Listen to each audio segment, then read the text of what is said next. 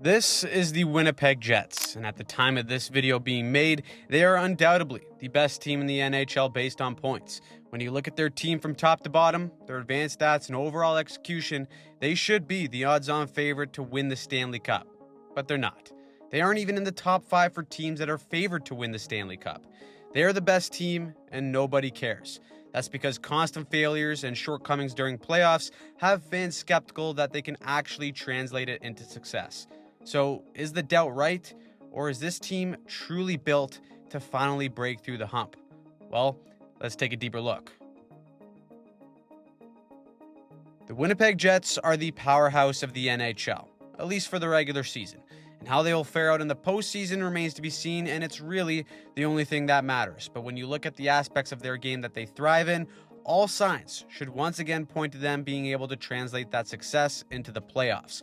One of those glaring signs is its league-leading power play. First in the NHL, Winnipeg is innovating and throwing curveballs at every step to make it a nightmare to defend against. First, let's start with getting into the zone on entries. Most power plays in the NHL use a double drop where two forwards anchor the blue line on an entry while the puck carrier skates it to the red line and then proceeds to drop it to two forwards who have built all this speed against flat-footed killers. Winnipeg breaks the norm and has all four forwards swing back to attack the line with speed. This is how Winnipeg scores a ton of goals off the rush on the power play before killers can even get set up. Take Carolina. They got the best penalty kill in the league, and Winnipeg doesn't want them to get settled. So they got four forwards here, all attacking the line with speed, while the D and Pionk acts as the sole anchor. Perfetti and Nemestikov are going to crisscross as they move up ice, and now they got a 4v3 advantage at the line with everyone moving their feet.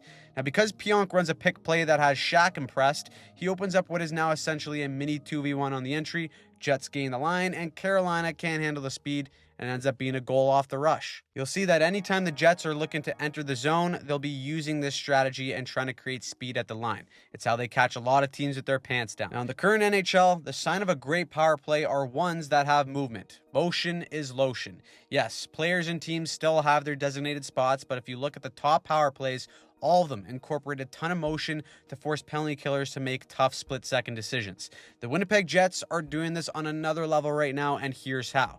This is the meta setup in the NHL, a 1-3-1 umbrella. Almost every team uses this, and then from there, they deploy their little tricks. So you got Morrissey up top playing QB like Tom Brady. You got your wingers on the flanks, and then you got two guys who can interchange between the bumper and the goal line. Okay, we've seen that before, so what?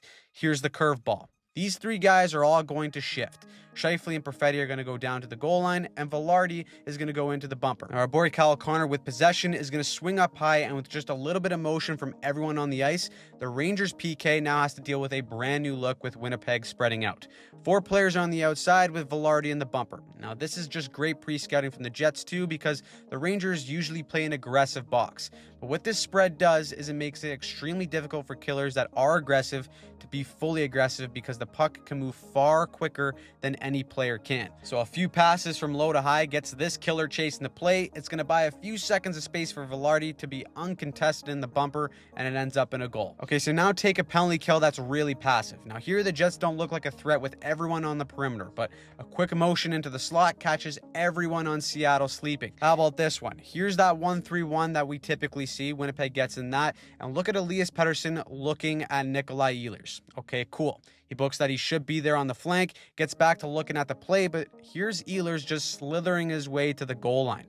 Pettersson goes to take another peek, and oops, no longer there. Winnipeg now has a direct one-timer look to Scheifele, and it ends up converting. Here it is against the Dallas Stars, who also have a top 5 penalty kill, but watch Winnipeg dismantle them with that same movement. Another 1-3-1 look, Morrissey to Niederreiter, and here's the switch. Kyle Connor shifts down low, Niederreiter goes up high, and this is going to give them a look with 2 players down low and 3 up high. So Dallas staying aggressive. They're going to have 2 penalty killers try and take away that space high. Like clockwork, the puck moves faster than everyone on the ice. They progressively move it down low with every Dallas penalty killer challenging each pass. And Winnipeg is going to simultaneously have 2 forwards attack the net hard. The puck movement creates all kinds of 2v1s down low, and it's a goal keep the change. Of course, you need special teams to have success in the playoffs, and you need to capitalize, but a strong indicator of a great team is if they can score and defend when even strength. Offensively, the Jets are a top 5 team in the league when it comes to even strength goals. Now, the system that they like to run in the O-zone is a 2-1-2. 2 forwards deep and a high F3 to create a slot threat with 2 defenders on the blue line. If the puck is one down low, the Jets F3 can quickly pop into space for a high danger chance. The F3 is crucial here for both sides of the puck. Not only are they staying primed to be a shooting threat, but their job is to also stay above the opposing team's third player in case of a counterattack. If the puck goes low to high to the point, that same F3 will swing up high towards the blue line and present himself as another option for the attack. This O-zone strategy also helps with their 5-on-5 defense, to which they are also first in the NHL. Yes, they are backed by the brilliance of Connor Hellebuyck. We'll get to that freak in a second. But because the Jets usually have a responsible F3, they can kill rush plays much easier. When they have numbers back, look at how well they cut the ice in half. Pretty much all 5 players here are on one side of the ice, and what that does is just make life suffocating on players entering the zone. Winnipeg swarms the puck carrier, and the low support from the wingers allows them to play cleanup, grab the puck, and head the other way. Great defense creates offensive opportunities. Even when they don't have numbers back, a strong angle from the F3 and closest defenseman just snuffs out the danger with their wingers sniffing blood in the water for a counterattack. There is one defender, though, who deserves praise for making life difficult on offensive players, and that is Dylan Sandberg. You may have never heard of him, but the best piece I've seen on Sandberg's impact is from the Virtual Hockey Scout on Substack, and this guy does it all. Take this 2-on-2 rush chance with Pastrnak and Marchand, one of the best duos in the league, or used to be, sorry Bruins fans, but Marchand initiates the drop, and he wants to crisscross with Pasta to shake his defender. But when you're dealing with these kind of weapons, sometimes great defending is just throwing off timing.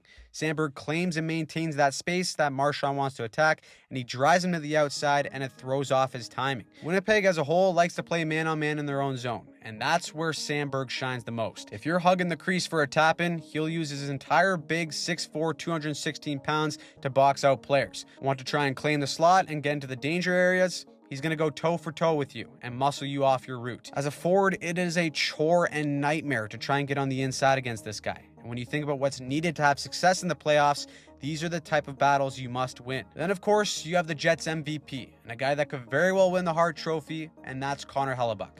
Being the league leader in goals against, save percentage, shutouts, and wins, he is the most important component to a Jets team leading the NHL. That's because Connor Hellebuyck is a shooter's nightmare who beats you before you even release the puck. We've covered Hellebuyck's brilliance on here before, but his positioning and efficiency as a goaltender is his superpower. Hellebuyck plays deeper in his net than most NHL goalies. This makes it easier on him to find ways to stop cross-seam passes or broken plays without using insane athleticism. Here, this puck is a disaster in the slot. It's definitely a broken play, but look at how deep Hellebuyck is in his net. Puck takes a funny bounce, and now this is basically a mini 2-on-1. Let's peek the footwork, though. He's deep, then makes a strong cut outward to get his feet set for the shot. Puck is released, he stops at point blank, and Jamie Benn is left swearing at himself. If you can bypass the offensive waves and defensive structure that Winnipeg has, good luck trying to beat Connor Hellebuyck one-on-one. All of this combined has created a juggernaut that may very well be on its way to winning a President's Trophy. And while that has rarely been an indicator of success in the postseason, the Jets may very well be the team to beat out of the West, even if nobody else thinks so. Everyone, thank you so much for watching. Again, big shout out to Sport Contract for all the analytics and footage for this breakdown. They are the best platform for coaches and scouts, so go check them out in our description down below. And we're almost at 250,000 subscribers. You guys are amazing. We're trying to push for it before the playoffs, so make sure you click that subscribe button and turn on notifications so you don't miss out on any breakdowns or recaps for the NHL.